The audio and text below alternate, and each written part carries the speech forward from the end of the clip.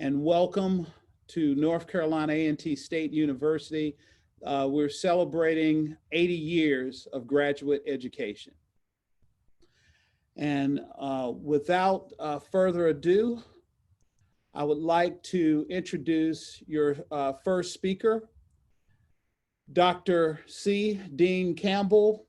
He serves as the Assistant Dean of Academic Services in the Graduate College at North Carolina A&T State University. And he's been with A&T since 2012.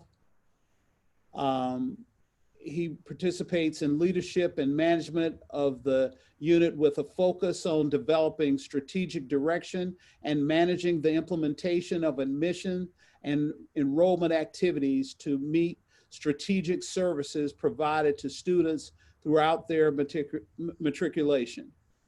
Dr. Campbell is a member of the graduate faculty and teaches as an adjunct instructor in the NCA&T School of Education's Adult Education Master's Program. He received his bachelor's degree in political science from Yale, master's degree in higher education and administration and student development from Boston College, and his doctorate in educational leadership and higher education administration from the University of Southern California. Without further ado, I will turn this over to your host, Dr. C. Dean Campbell. Well, good morning, everyone. Thank you so much for joining, and thank you, Joe Frazier, for that introduction. We're going to follow the information session agenda that you've just had a chance to see. And without further ado, I'm going to turn it over for the Dean's welcome from Dr. Gloucester. You've had a chance as a participant to see his bio that was available on the webinar, but I'll just, I won't read that out to you because I know you're very intelligent, won't bore you with that, but I will say we're delighted to have him with us to bring us some welcoming remarks. And he is both a senior administrator, obviously the leader of the Graduate College, a tenured faculty member in graduate programs at A&T, and he's been a tenured professor in his field at 2 other major research universities. So we're really delighted to have him bring us some welcoming remarks this morning. I will be sort of emceeing this today, so you'll hear from me after we get some welcoming remarks for the rest of our session this morning. So without further ado, I'd like to welcome the Dean of the Graduate College here at A&T, Dr. Clay Gloucester. Good morning. I'd like to welcome each and every one of you to our graduate information session this morning. But more importantly, I'd like to welcome you home to North Carolina Agricultural and Technical State University, the largest historically Black college and university, HBCU, in the country. I'd like to welcome you home to North Carolina A&T, the #1 public HBCU in the country as recognized by U.S. News and World Report. I'd like to welcome you home to North Carolina A&T State University, who each year is 3rd in the UNC system in terms of the amount of funding received from extramural grants and other contracts. We're 3rd in the UNC system, only behind NC State and UNC Chapel Hill. We do approximately, well, more than $60 million of research expenditures per year. And the reason I'm telling you that is because graduate students are the engine of our research enterprise. And without our graduate students, we would not be able to conduct $60 million worth of research each year. I'd like to welcome you home to A&T University, where Aggie Pride is more than just something that we yell. A&T is a family, and no matter where you go, when you meet fellow Aggies, They welcome you with open arms, be it overseas or around the corner. There's no better time than now for you as a potential graduate student to continue your education at the graduate level. This is a great opportunity for you to perhaps hone your skills in a discipline that you've been passionate about for a long time. It's a great time for you to enter graduate school and maybe retrain yourself for another career move, moving to a different career from your current career, or just to explore a field that you're interested in. However, even in this time, these strange times with coronavirus prevalent, I think this is a great opportunity for you to join us at North Carolina A&T. Once again, I say welcome. I hope you find this information session both informative and worthy of the time that you spent. Thanks. Thank you so much, Dr. Gloucester. We appreciate those welcoming remarks. Gets us in the right frame of mind for today.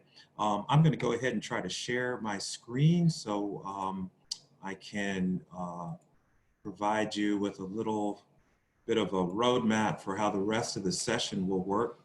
Hopefully you can see that. Hopefully you can see, as Dr. Gloucester mentioned, we are very proud about celebrating 80 years of graduate education this year at North Carolina A&T State University. And I'll tell you a little bit about why that's important for you as you're thinking about graduate school, and particularly why you're thinking about a leading institution for your graduate studies. This is the graduate information session.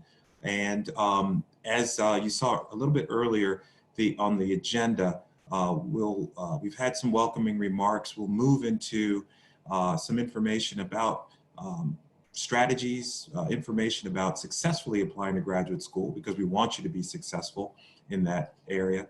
We'll also talk a little bit about important resources that we have here at A&T in the Graduate College that would not only help you get into graduate school, but get you into a career as you transition through your graduate studies and into your professional field.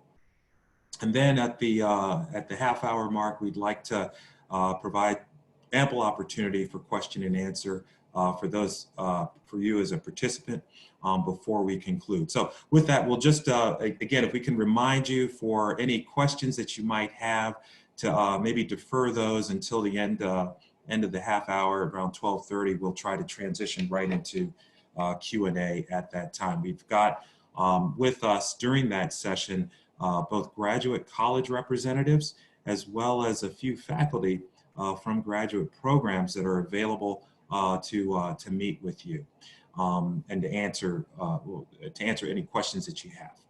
Okay, so successfully applying to graduate school. So did you know that at this point, over 3 million people are in graduate studies in the United States? It's a statistic that's been pretty consistent over the last couple of years, and even in these trying times, that is expected.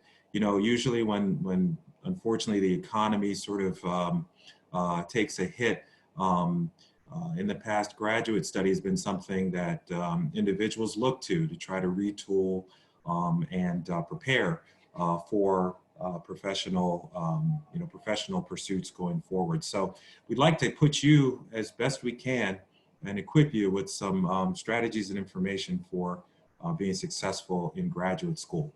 I talked a little bit just about how we're so excited about 80 years of graduate school at A&T. That's important because for many of you that are pursuing professional fields in the STEM areas and even in the non-STEM areas, it's important that you be looking at an institution that's on the cutting edge of developments in their fields. And A&T has been doing this for, as we said, 80 years. It is that time that we mark since the North Carolina legislature approved graduate studies at A&T. That subsequently, the first graduate in the master's program, Mr. Woodland Elroy Hall, graduated with his master's in agricultural education. And he went on, of course, to a distinguished career in agricultural education, which we commemorate by naming a fellowship program in his honor that recognizes excellence both in academics as well as professional pursuits here at A&T. But we didn't stop there. As you can see, we're also right now celebrating a quarter century of PhD education at the university. And again, that just shows the upward trajectory that the university has been and is continuing to aspire to even greater heights in graduate studies. So again, you're picking an institution that has a historical and an ongoing commitment to graduate studies. So while you're applying to graduate school, we'd like to just share some thoughts about how to be successful in that area. So one of the first things we talk about is knowing the big picture. Well, what do we mean by that? The big picture in terms of applying to graduate school. You want to think about what are the professional expectations. Graduate school is one step towards entering a community of professionals. It could be professionals that are both faculty, but as well as practitioners in different fields, for example, engineering or education. What might some of those professional expectations involve? They might involve the fact that graduate school is going to demand a lot of time. It is even if you're not going to school full time, it's going to have to be balanced with both professional as well as other professional and personal commitments that you already have. So the expectation that academic and graduate programs have is that you as an aspiring graduate student are gonna devote time to this. Similarly, and maybe differently from undergraduate studies, you're expected to stay informed. Stay informed not only about developments in your field, but to stay informed about different policies, procedures that are in place to help you be successful as a graduate student. The Graduate College's website can give you some great information like the catalog in staying informed about policies that relate to graduate education. And so it's your responsibility as a student to stay informed about those, regardless of what you might get from your own program or from your own department. So you want to keep that in mind. And then similarly, you want to be proactive in terms of being informed and keeping others informed. So, typically graduate education is very centered around your relationships as a student with the program faculty, who in turn are also very engaged with other students and other commitments that they have either to their department or to their professional field. So it's sort of your responsibility as a graduate student to be proactive and keeping them informed by letting them know how you're progressing in maybe with your dissertation or your thesis. Keeping your advisor informed of how you're doing in your classes and developments maybe with your research projects. Those are some of the professional expectations that you can expect to see as a graduate student. Knowing what your overall narrative is important in the admission process. And in a minute, we're just going to talk about a few of the other components to the application process. But out of all those components in holistic review, meaning everything from the personal statement, the test scores maybe that you might have to send in, your recommendation letters, your transcripts, that those tell an overall story about your interest in and ability to do advanced graduate work. And so you want to be on the forefront in thinking about how all those pieces fit together to tell an overall narrative about you. Seeing that you know, there are probably 3 million people that are in graduate school, which means that there are several million people applying to graduate studies. So it's important to have a unique narrative. You want to show somewhat your uniqueness, your personality in your overall application from a professional standpoint. And so that might mean picking experiences or anecdotes that show some of the uniqueness about who you are and what you might bring to the table as a competitive applicant. And of course, you want to demonstrate your interest by articulating why you're interested in A&T or why you're interested in that particular program. And we'll talk a little bit more about that as we progress. So, of course, at A&T, we do require transcripts. This is the most one of the most important aspects about showing your ability to do advanced level work. We do require that anywhere that you have pursued or taken any post-secondary work, that those transcripts be sent in with your application. They can be unofficial transcripts. That's all that's needed for an admission review. Official transcripts are not required unless you're admitted, and then those will be required for you to be able to enroll in the university. But again, even during these challenging times, you may request that transcripts could be mailed in to our office. We'll provide you our email address shortly. That's fine. They could be even snail mailed in. We're still taking those. If you have any questions about transcripts, you can always contact the graduate enrollment coordinators who are available to assist you.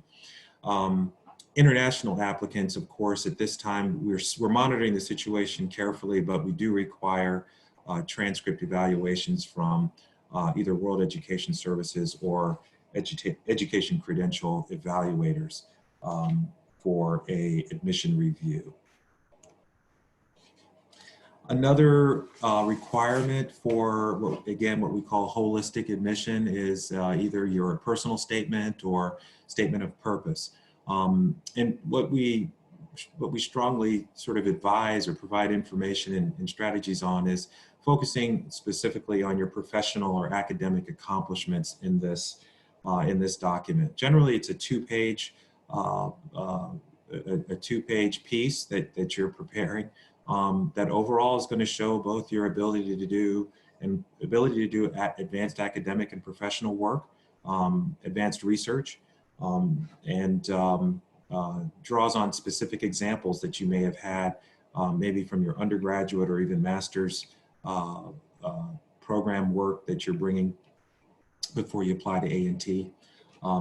The personal statement should, in a sense, talk about why you're interested in the particular program at A&T. It's perfectly appropriate and even encouraged to talk about specific faculty and their research interests that are in the department at A&T that align with your interests, either past research that you've conducted or future research that you'd like to do. This is a place in the personal statement to articulate and to talk about that. You know, it's important that the personal statement be written for a non-specialist audience.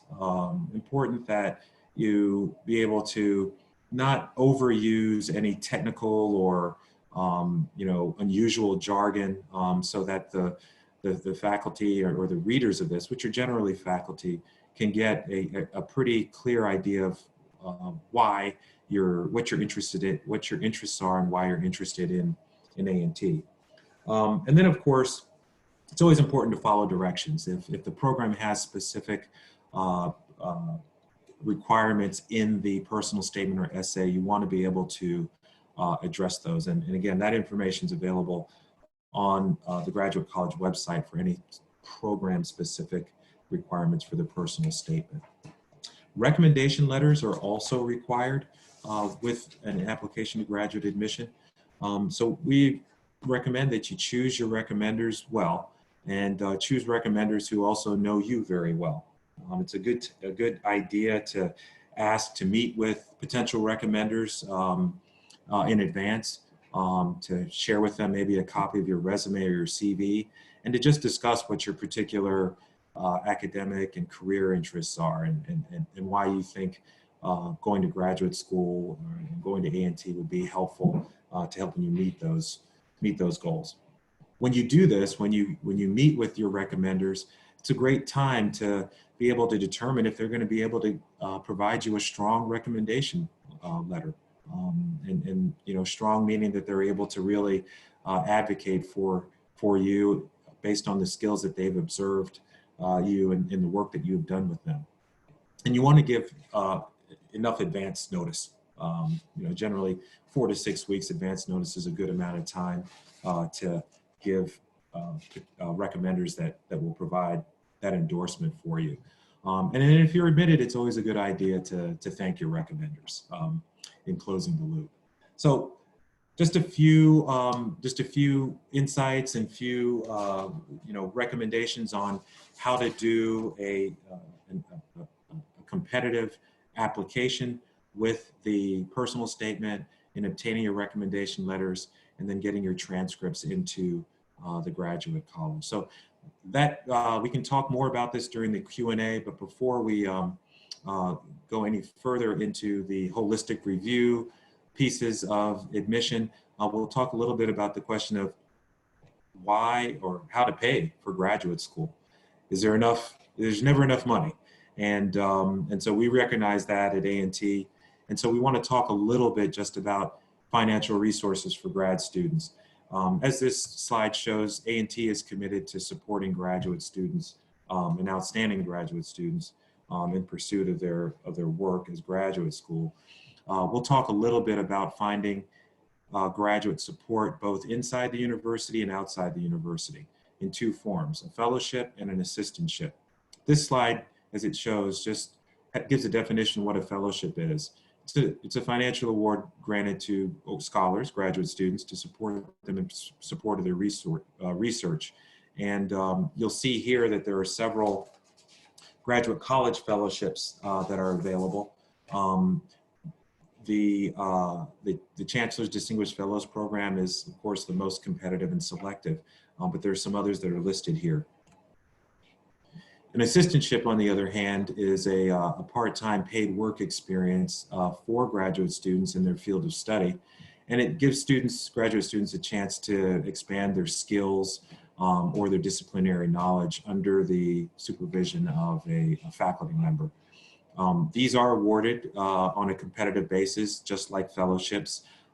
The application for fellowships and assistantships is the admission application. So once you're admitted to a degree program, the department will nominate its most outstanding admitted graduate students for these awards, both fellowships and assistantships. You'll see here that our priority deadline was February 1 for those that are applying for fall 2020. It'll also be February 1 next year for those that might be applying to fall 2021. But at the same time, these assistantships and fellowships are both available internally as well as externally. So while it might not be might be too late to apply for these right now, you certainly can use these same strategies that we talked about in the admission process to apply for external fellowships. And this slide just shows some of the assistantships, both research assistantships, teaching assistantships, and administrative assistantships that are available at A&T. There are a few need-based and other merit-based scholarships available to master's and doctoral students. And again, the way to apply for those is simply to complete the admission process and become admitted to graduate studies. Assistantships and fellowships are also available from external agencies. These external agencies have their own admission processes or application processes. They require oftentimes some of the same materials that were used for the graduate admission process, and they have their own deadlines. This is a screen grab of a few of them. There's a more comprehensive list of those on the website that's listed here under external funding sources at the Graduate College. So that will wrap up two main questions: how to apply to graduate school and how to finance graduate school. I'll welcome any questions during the Q&A on it. I'd like to now introduce my colleague from the Graduate College, Assistant Dean Ayanna Boyd-Williams. You've had a chance to see her bio on the invite to this webinar. So again, I won't read it to you, but we're really delighted to have her come and talk about some of the some of the graduate student career readiness resources that will help you and that we offer at the Graduate College prepare for success in your career after graduate school. So with that, I will turn it over to my colleague, Assistant Dean Ayanna Boyd-Williams. Are you with us, Ayanna? Yes, I am. Thank you so much. Great. Good morning and welcome. I'm going to briefly highlight some of the things that North Carolina A&T State University is doing to prepare our students for the vast array of career opportunities in the 21st century. In addition to preparing you with the skills to excel within your academic discipline, North Carolina A&T State University is committed to providing you with other opportunities to help you develop as a well-rounded scholar and professional, ready to successfully transition to your intended career goals. To help you get to that point, the Graduate College provides you with a holistic framework for professional development that focuses on select core career readiness competencies, as you can see from the screen. These competencies include career development, communication, leadership and management, entrepreneurship, global awareness and cultural sensitivity, personal development, responsible conduct of research, and teaching. By developing skills across these core career readiness competency areas, you will ensure that not only are you prepared for life after graduate school, but equally important, that you will be able to easily pivot career directions as your interest and opportunities develop over time. To that end, our students have the opportunity to engage in face-to-face workshops, self-directed online training and recordings, and one-on-one sessions designed to identify their current career readiness strengths and provide assistance in enhancing areas that may need further development. Additionally, you'll be given the tools to track and self-manage your goals and accomplishments in these areas with a guided online portfolio system. We are excited that you're interested in North Carolina A&T and look forward to working with you on your career readiness goals in the future. Thank you.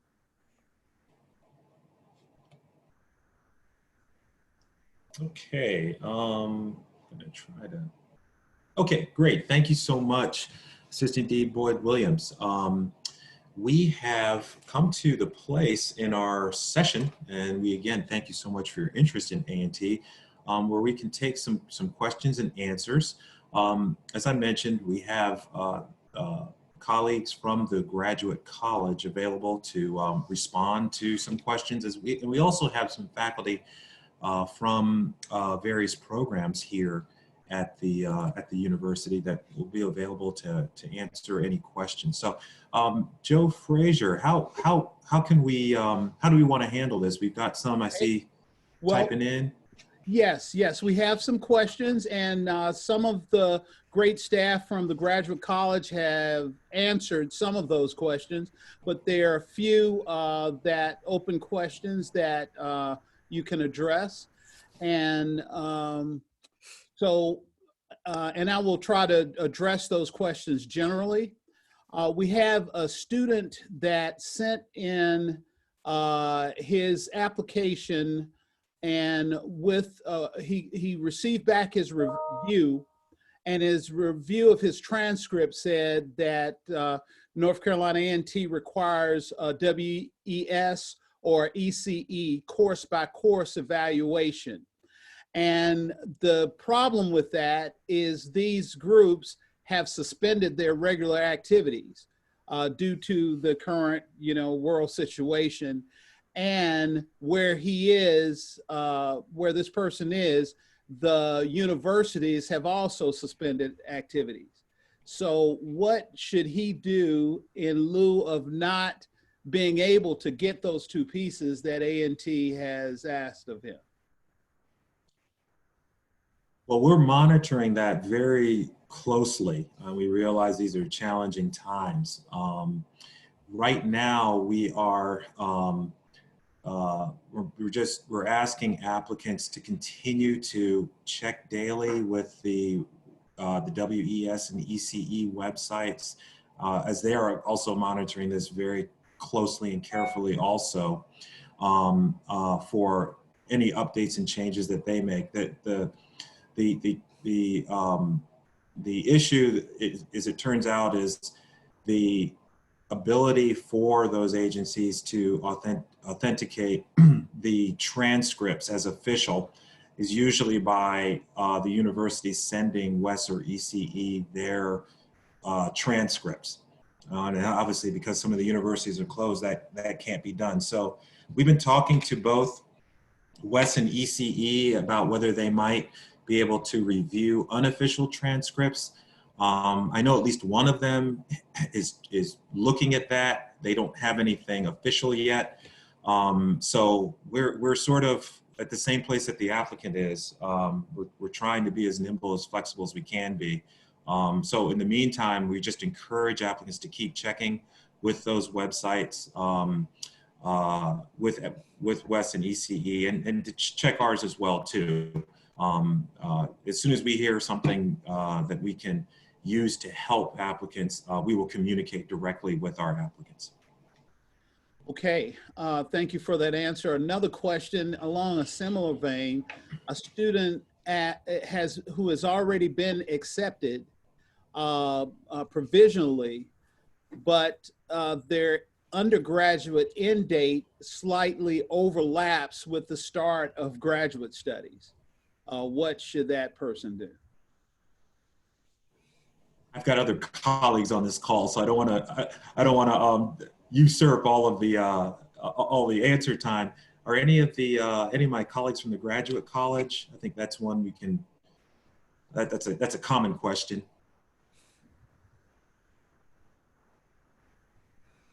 Any of the processors, graduate enrollment coordinators want to tackle that?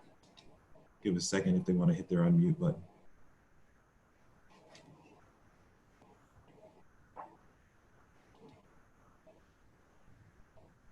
Hi, sorry, it was taking me a second to unmute. My name is Travis Jones. I'm a processor in the graduate college, and the question was regarding provisional acceptance. They've already been provisionally accepted, but their undergraduate end date for fulfilling their undergraduate requirements will overlap the start of graduate studies. So what can they do? Right, so we would still request the final transcript from undergrad, from their undergrad institution. We would have to have communication from their department with the graduate college and an agreement that we can receive that when it is awarded for them. So they would still be able to attend classes as long as we have that agreement from their department with the graduate college. Okay. All right. So we answered that live. Here's another, just a quick question, and maybe one of you can answer this. Is attending this online information session, does that garner a fee waiver from the graduate college?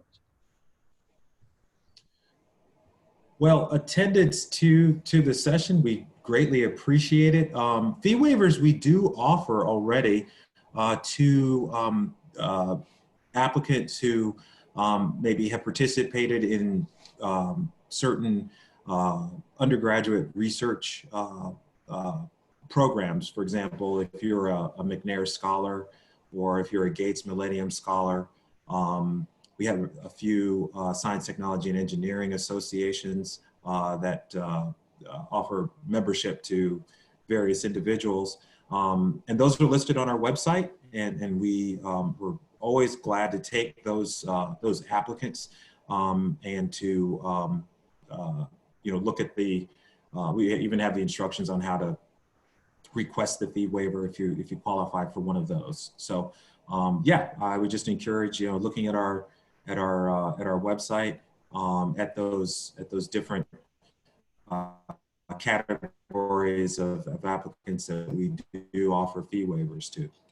Good question. And while we're going through questions, I should say that we have a few faculty from the mental health counseling program, the English and African American Literature Master's Program, and the Leadership Studies doctoral program. And so if we have any individuals that are interested in those programs, we'll take questions from anybody else, but we do have professors from those programs that are available that are on the session. Okay. I have a few questions about online classes, and I'll try to consolidate them. Well, the first question is for working professionals. Can they attend online, attend graduate school online? And let me just couple that with questions, another question about that. Let's see.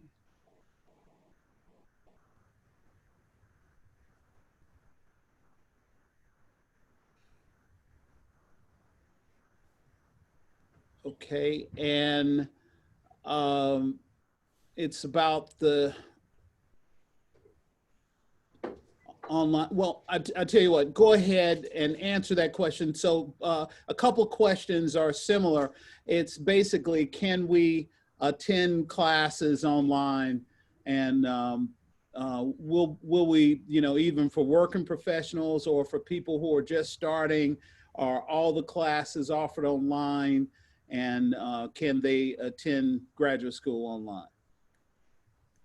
Okay, well, I apologize if I'm getting my internet connection's kind of a little sporadic right now, so I apologize if my audio is not too good or video is not too good. We do have at the graduate level, there are a few programs that are fully online officially. Obviously, during this during these trying times with the pandemic, as most graduate universities have across the country, we've moved to online presently, and it's as well as our summer sessions. Both of our summer sessions, all offerings will be online.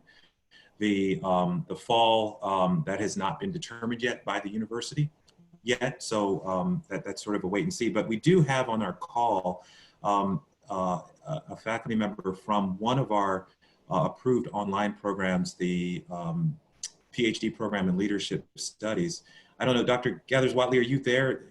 If you're there, maybe you could talk a little bit about online delivery, okay, at least in your program, and how it might relate to this question.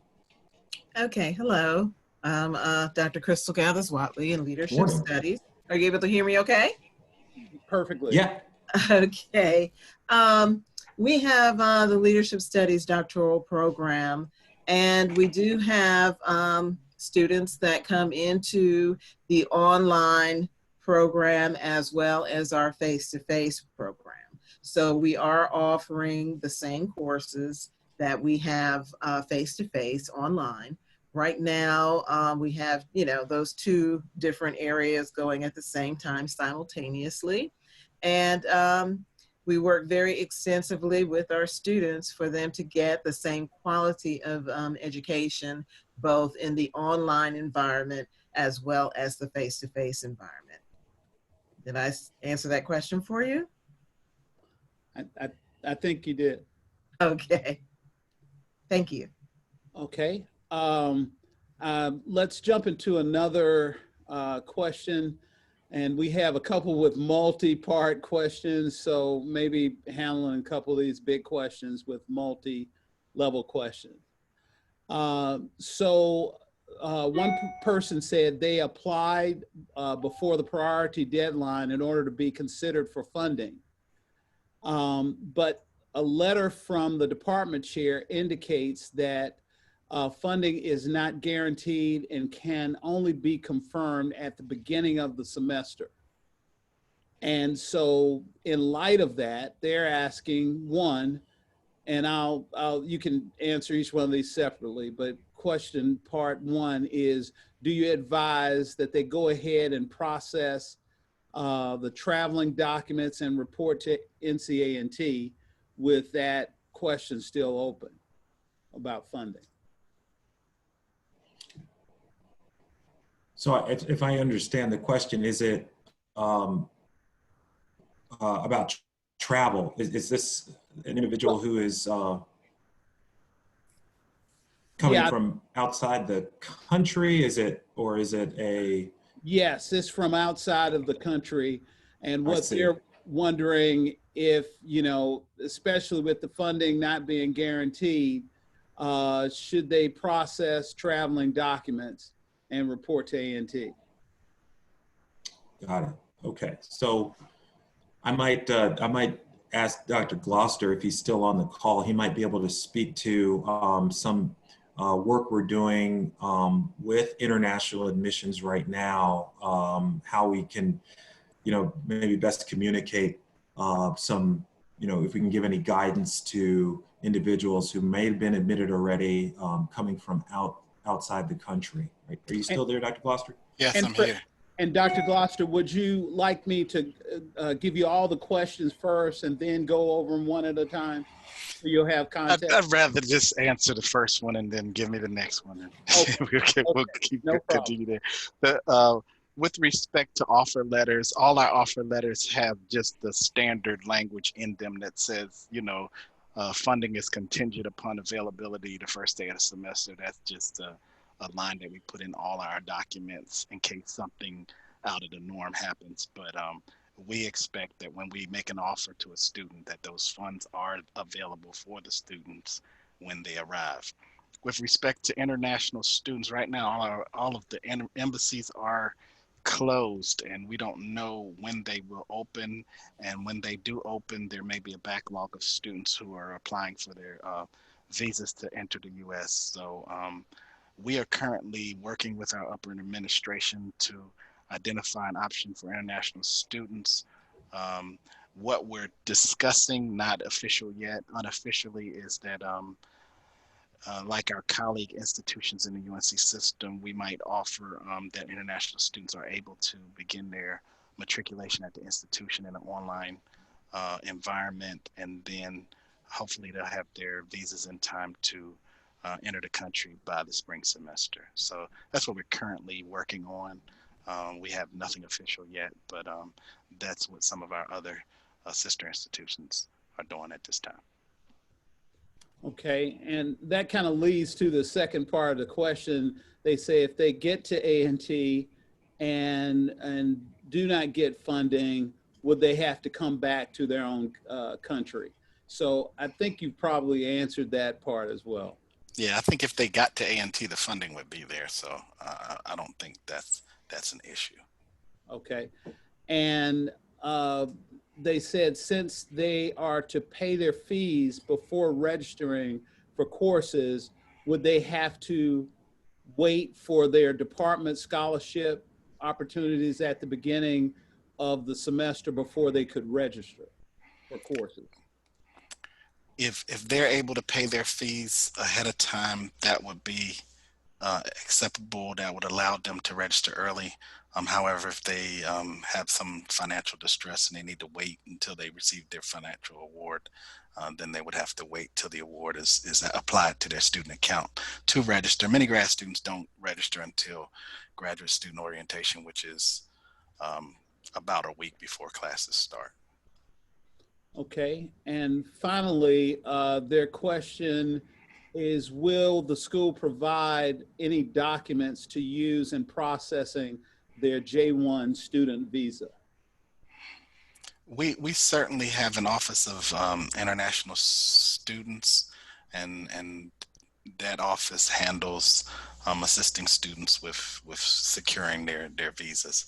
So the international students would contact our international student office, and they would help you to secure the necessary paperwork to visit the U.S. and matriculate as a student at A&T.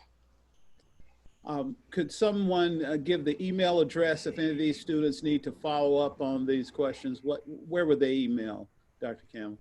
Joe, that I don't know if my screen's still being shared, but the slide, the thank you slide, has the grad@ncat.edu email address. You may send any questions there, and we'll be glad to respond to you. Okay. And Joe, just another piece before we transition. I know we got other questions coming in. We have two faculty, Dr. Patricia Bea Whitfield from the MS Mental Health Counseling Program, and I believe Dr. Hope Jackson. I see one of the names, Dr. Hope Jackson. I think if you're still there, I see her name from the Department of English and African American Literature Program. Just want to give them an opportunity if there's a 30-second plug or anything that they'd like to offer. We have shared the registrant list with all programs, both our two colleagues that are here as well as those that are not here. We've shared that registrant list with your programs.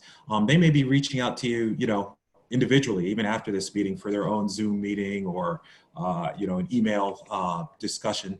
But I did want to give those two a chance because these are some of the most popularly selected programs that tend to be represented on these information sessions. Dr. Whitfield, anything you'd like to mention based on questions you've heard here or otherwise? Just that mental health counseling is one of the fastest growing career fields in the nation. And I think COVID-19 is going to bring a whole lot more people into this arena. There's going to be a surge in the need for mental health services. So if you're undecided about which way you should go for graduate education, please look closely at the Mental Health Counseling Clinical Program.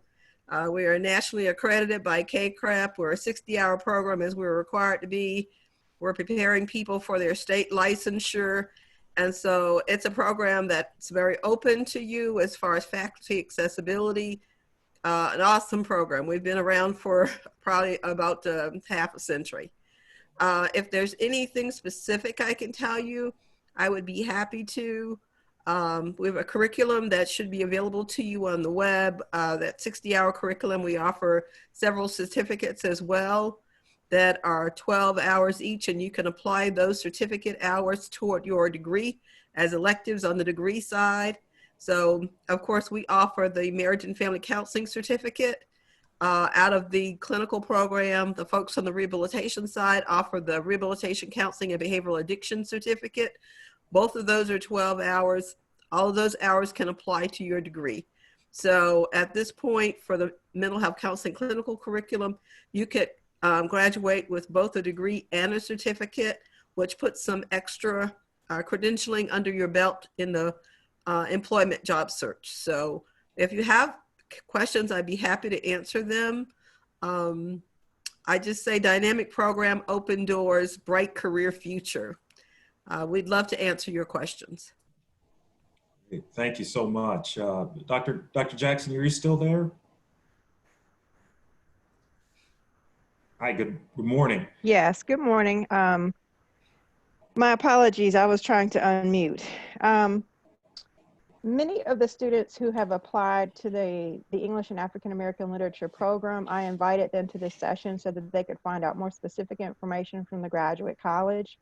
I have indicated to each of them and anyone else who may be coming into the information session to find out more, please feel free to email me at jacksonw@ncat.ncat.edu. I'll be more than happy to provide a Zoom session, be it collectively or for an individual, in order to provide more specific information about our department. We're a vibrant program. We're one who has, I would say, done pretty well when it comes to preparing students, many times, not just for credentialing purposes, but for the matriculation into a PhD program. We've been quite successful with doing that, regardless of whether they're interested in another English degree or in a degree in maybe another field in the humanities area. So again, I would be more than happy to provide any information, answer any questions. I've tried to do that as much as I can in the Q&A session, be it for students who are posing questions directly to me or even ones that I'm able to answer about the graduate application process. But nonetheless, again, my email address is jacksonw, jacksonw@ncat.edu. So thank you so much. Thank you, Dr. Jackson. Appreciate it. Sorry, Joe, just wanted to make sure we had a chance to hear from some of our faculty. You were working your way through those questions. Yes, absolutely. Thank you. So we have a question. When will the actual semester fees be issued out? They are saying that on Aggie Access, they are getting an estimated cost of attendance, but they don't think that is accurate. So when will the actual semester fees be available? And if the answer is email you directly, that's acceptable. When I hear that question, I think mostly about what the tuition and fees will be for the new academic year. I would have to defer that again to Dean Gloucester. That's how I interpret part of that question. I'm not exactly sure. And then there might be another piece about maybe a financial aid package that they may be getting feedback on. That might be one to email in, but I don't know. Dr. Gloucester, would you like to take a stab at that one? I'll try, but I think that's better answered from our treasurer's office. They manage the fees and tuition that is applied to your account.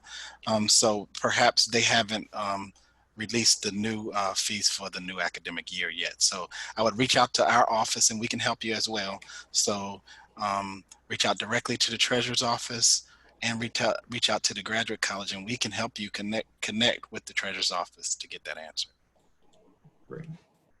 Okay, there are a couple of general questions about this, so I will ask this in general and in specific. Right now, there are several students trying to contact the college or people in certain departments. One student indicates that they are interested in the College of Engineering, and they've reached out to people on the contact list, but they've gotten no response as of yet. And, I'm sure it's because of the working situations now, but what should students do who are trying to contact specific people at A&T and they are not being able to get through to them? Yeah, that's a good question. The court classes and faculty are still actively engaged, just as, it was in our face-to-face environment. But if you are having any difficulties as an applicant, feel free to reach out to the graduate college again at that grad@ncat.edu email. We also have two colleagues here. You heard from one earlier, Mr. Travis Jones in the graduate college, as well as Mr. Alex Smith. Collectively, they process applications for about 98% of all the programs. So you can also feel free to reach out directly to them. They're listed on our Contact Us webpage. They're on the call too. I don't want to speak for them, but they may also have some specifics about maybe how to communicate or contact them, but they're very responsive by email as well too. Okay, several similar questions, but I'll ask this one in specific. A student who's been admitted to the PhD program in nanoengineering, and they're trying to find out, is there a general orientation date for those graduate students, and what date, is orientation might be for them. My colleague, Assistant Dean Ayanna Boyd-Williams actually coordinates the graduate college's orientation. I'd have to defer to her. Is she still on the call? Yes, I'm still on the call. Information about orientation will be sent out to students. We are still working through what the schedule is going to look like in the fall as far as individual department and college orientations. But typically orientation is 2 days prior to the beginning of classes, which would be that Monday. And so the full schedule will be on our website, but we will also be sending out information directly to all of the admitted students as soon as the information has been finalized. Okay. I'm still working from the top of the list, and we have quite a few. I would ask if there's a couple that I think Travis could probably answer. If you could look at the bottom of the question list, Travis, and maybe type in an answer to some of those that you might be able to answer. Okay, but I will continue from the top of the list. Joe, yes. will we have the footprint of the questions after the meeting if we wanted to? Yes. If we can't answer them here, we could certainly, get back by email. Yes. Okay. Right. Great. Okay. So this is a question, and I think it might apply to other areas of students, but this student says, as an international student and with lockdowns happen, that is causing additional financial hardship. Is there any opportunities for waivers in those cases? I think they're probably asking about the application fee waiver. Is yes, that? Yes. Okay. Yeah. As I mentioned, we don't distinguish between citizenship status on those application fee waivers. So again, on our website, we list those different kind of programs and associations. If you're able to document your association with any of those, we will certainly honor a fee waiver for that. We understand that the times are difficult out there, and we're working as hard as we can. But right now, we don't have an independent process to provide fee waivers based on financial hardship at this time. Okay, so students are asking about housing. Should they apply for housing, or should they wait until further notice about classes being held? Well, the university does have housing, and there's several graduate students that live in student housing. I would say hop on the web and take a look at what arrangements the university's residential life and housing system is making during these times. I think we definitely support the services that they provide for graduate students. And then there's several off-campus as well, housing arrangement and availability here in Greensboro and the Greensboro area that are obviously privately and independently managed outside of the university. Can I add? Yeah. I would also suggest that you, typically on our campus, since we're the largest HBCU, housing goes very quickly. So I would apply for it as early as possible. And then, later on, subsequently, if I didn't need it, I wouldn't use it. So I would apply as early as I could for it. And then they'll make accommodations if you don't need it. Okay. Thank you. Here's a very specific question about the FAMU NCA&T graduate feeder program and how that program works. And so, is Yolanda on the call? It's here earlier. Yes. Yes. Hi, Ms. Stone, are you there? Would you like to talk about the feeder arrangement between A&T and FAMU? I'm sorry, I'm here. I was trying to unmute. I was typing a response. What's the specific question, Joe? Okay, it is what are the proper steps for out-of-state students who are part of the graduate feeder program at their current school? So they're specifically interested in the FAMU NCA&T graduate feeder program, and they want to know how does that work, and from well, go ahead. You can start to answer that. There's a couple of follow-ups. Okay, so anybody that's a part of the Feeder Scholars Program with FAMU, what they need to do is, number one, complete their application, submit their application. Once their application has been submitted, they need to contact the advisor at FAMU, have that advisor provide me with a request to issue a fee waiver, and there is a form letter that has been created. So they send me the form letter requesting the fee waiver. I apply the waiver. Now the waiver can only be applied once the application has been submitted, not while it's in progress. So once it's submitted and it goes to the department for admission consideration, and a decision is made, what we do is we then go in and look at all of the feeder applications that we've received. And as a committee, we review and then we make a determination as to what awards will be given for the upcoming academic year. Thank you. Great, thank you. Thank you, Ms. Stone.